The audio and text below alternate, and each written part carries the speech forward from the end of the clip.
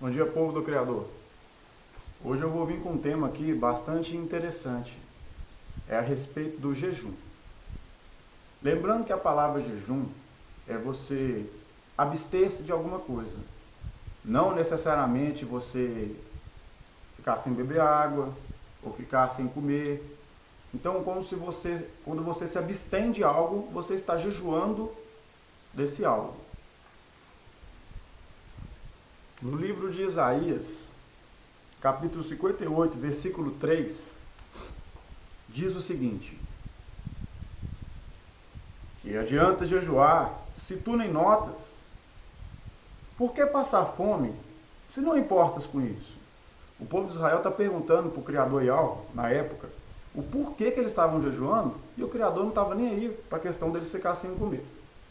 No Antigo Testamento, amados, os filhos de Israel, eles faziam uma coisa. Eles faziam uma pirraça para o Criador, uma espécie de pirraça, assim como a criança, ela fica fazendo pirraça para chamar a atenção do pai, e eles tinham o costume de ficar sem comer. O Eterno escutava isso no começo, nós vimos alguns vídeos. Mas aqui, o Eterno ele já estava um pouco por aqui disso, porque eles estavam visando essa questão de ficar sem comer e esquecendo das outras coisas. Continuamos a leitura. O Criador falando: a verdade é que vocês, nos dias que jejuam, vocês cuidam dos seus próprios negócios e exploram os seus empregados. Vocês passam os dias em jejum, discutindo e brigando, e chegam até a bater uns nos outros. Será que vocês pensam que quando jejuam assim, eu vou ouvir as suas orações? O que eu quero que vocês façam nos dias de jejum? Será que desejo que passem fome?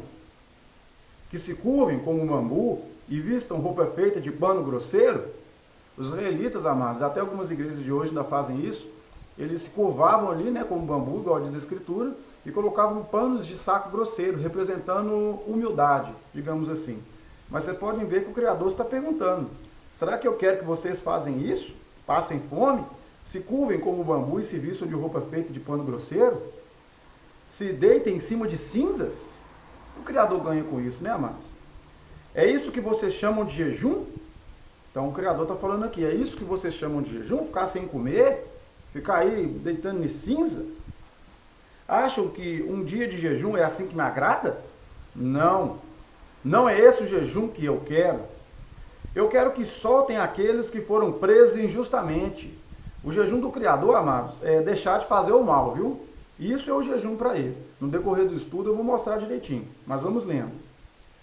Eu quero que soltem aqueles que foram presos injustamente, que tirem de cima deles o peso que o faz sofrer, que ponham em liberdade os que estão oprimidos, que acabem com todo tipo de escravidão.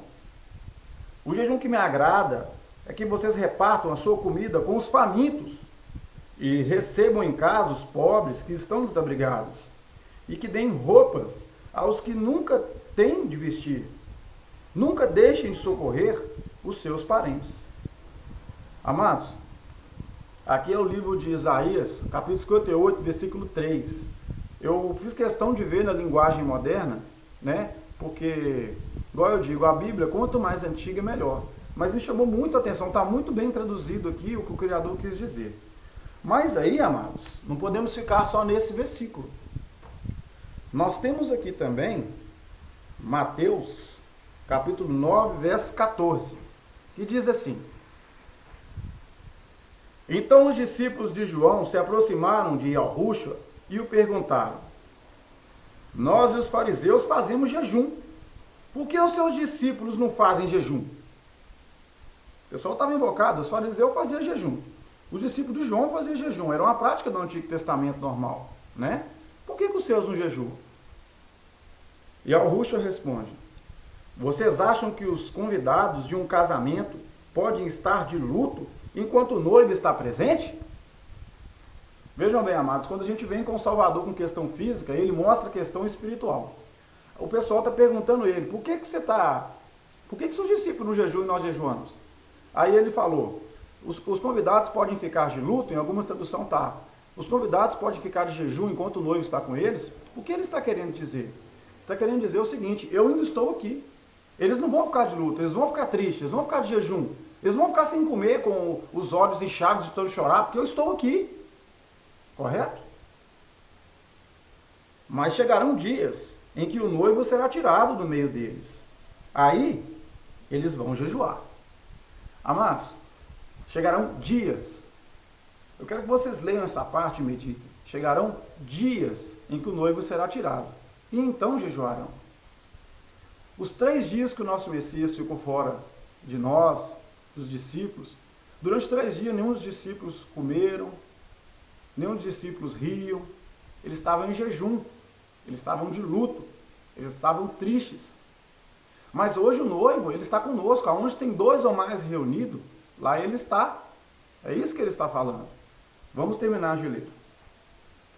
Ninguém põe remendo de pano novo em uma roupa velha, porque o remendo repuxa o pano e o rasgo fica ainda maior. O que ele quer dizer com isso, amados? Ninguém põe coisa do Antigo Testamento na Nova Aliança. Remendo de pano, ninguém coloca remendo de pano velho em veste nova. Colocar coisas do Antigo Testamento. O Filho do Homem, ele veio e não existe mais o Antigo Testamento, meus amados. Agora nós vamos ser julgados pela graça. Se você for seguir o Antigo Testamento, você tem que seguir todas as 3.000 preceitos de Moisés. Inclusive o dízimo, você tem que ir lá em Israel dizimar para a tribo de Levi, porque nós somos brasileiros, não podemos pegar dízimo. Essa é que é a verdade. Também não se põe vinho novo em barris velhos, senão o barril se arrebenta e o vinho se derrama no barril e se perdem. A mesma questão, vinho novo, né? Odres velhos. Não se põe coisa do Antigo Testamento na Nova Aliança. Vocês jejuavam no Antigo? Jejuavam. No Antigo era olho por olho, dente por dente? Era. Mas eu vos digo, se vocês não amar o seu inimigo, assim como vocês amam a si mesmo, vocês não vão para o céu. E vocês aí que amam os seus parentes, que lucro tem? Isso é coisa do Antigo Testamento, amado. No Antigo Testamento você podia amar só seu parente. É olho por olho, dente por dente. Né? Israelita só amava israelita, o resto é povo gentil. Pronto, não é povo escolhido. Era assim que os israelitas viviam. Né? Tanto é que eles colocavam as pessoas aí como impuras, como os samaritanos, e o que acontecia? Nem beber no mesmo copo eles bebiam. Está escrito isso na passagem da mulher samaritana. Mas vinho novo se põe em barris novos, e assim os 2 se conservam. Então, amados, existe aqui mais outro versículo também, que eu não posso deixar de citar ele, né? É o versículo de Mateus, capítulo 17, versos 9. Meus queridos, eu sou bastante preciso nos meus vídeos. Sinceramente, eu não estou aqui para, igual alguns aí fazem, de ficar fazendo, querer fazer sucesso ou algo do tipo. A única coisa que eu quero que faça sucesso é a palavra do Eterno, pregada de uma maneira totalmente correta. Perdoem-me o mau jeito, vocês podem ver o lugar aí. Eu não tenho muito recurso, meus amados, entendem? E aí eu imagino que aquele que busca esse canal, ele quer conhecer a verdade, porque aqui é o canal Caminho da Verdade, né? Então, futuramente aí eu vou mexer na estrutura melhor, né? Mudar a câmera, arrumar um tripézinho bonitinho, mas por enquanto aí o conteúdo está sendo de bastante ajuda, acredito eu, né? E um pouco humilde, no entanto. Mas vamos lá a Mateus capítulo 17, versos 19.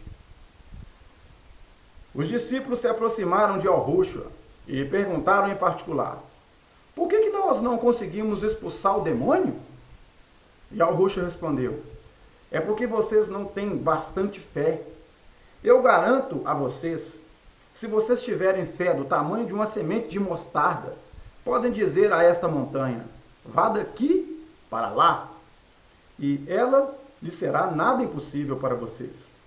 Somente com oração e jejum podem expulsar esse tipo de demônios. Somente com oração e jejum pode expulsar esse tipo de demônios. O que quer dizer oração e jejum, amados? Se nós lemos em Isaías, que o próprio Criador falou que o jejum é o quê? É você ajudar quem precisa, é aquele que está preso injustamente, você tirar ele de lá. Isso é o jejum, não é? É ficar sem comer? Essa casca de demônio só sai com jejum e oração? Assim deve estar na sua Bíblia. Será que ele estava falando? Ele estava contradizendo a própria palavra dele? Nós vimos aqui, no capítulo 9 também de Mateus, ele falando, quem tem um noivo não pode jejuar, não é? Em dias jejuarão, 3 dias, vão ficar sem comer, vão ficar tristes, e aí jejuarão. Essa palavra jejum ficou muito mal traduzida na Igreja Católica, na Bíblia Católica, e depois o protestantismo evangélico continuou, né? E até piorou em algumas situações, algumas traduções, entende? Então, jejum significa abster-se, abster-se de algo. Então, essa casca de demônio só sai se você abster-se. Abster-se de quê? Essa casca de demônio, em outras palavras, só sai se você for mais espiritual do que material. Você está buscando o que aí, amado? Você quer ter vida boa na terra? Sendo que o próprio Messias falou, não junta tesouro na terra, junta no céu. Ou você vê uma pessoa passando dificuldade e fica pensando, ou eu não posso ajudar, e coloca um telhado novo na sua casa. Às vezes o seu piso ali, amado, piso é para pôr, eu não sei o que às vezes o pessoal inventa, mas o chão é para ser pisado, né?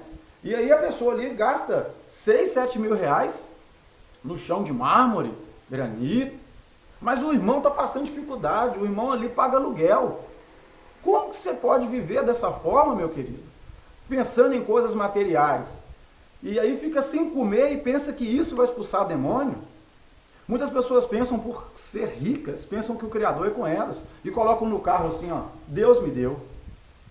Amados, o Eterno, na nova aliança, ele não dá bem material para ninguém não. Sinto muito de dizer isso.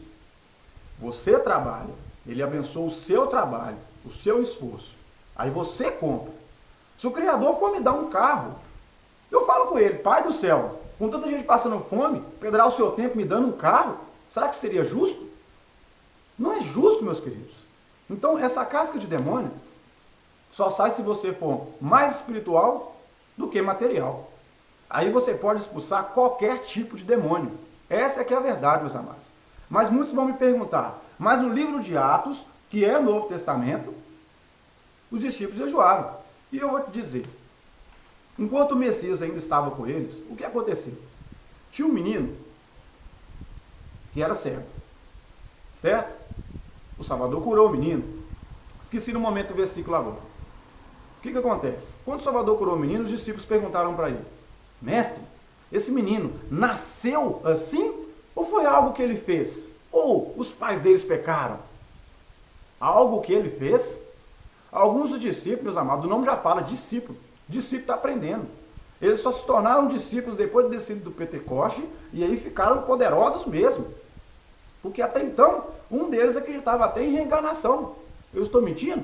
A palavra não diz reencarnação em momento algum. Mas esse menino, ele nasceu desse jeito porque pecou? Como porque pecou se ele nasceu desse jeito? Porque ele acreditava numa vida passada, então ele é discípulo. Então desse versículo, então, vamos acreditar então que existe reencarnação? E não existe reencarnação, a palavra diz isso o tempo todo, não é? Então, meus amados, os discípulos estavam aprendendo. Pedro, que é Cafos, o que ele fez quando pegaram o Messias? Ele já estava expulsando demônio, fazendo um tanto de coisa. Cortou a orelha do soldado romano. E o Messias colou a orelha do soldado, o soldado colocou a cara dele. Discípulo. Eu sou discípulo. Você aí do outro lado é discípulo. Discípulo está aprendendo, não é?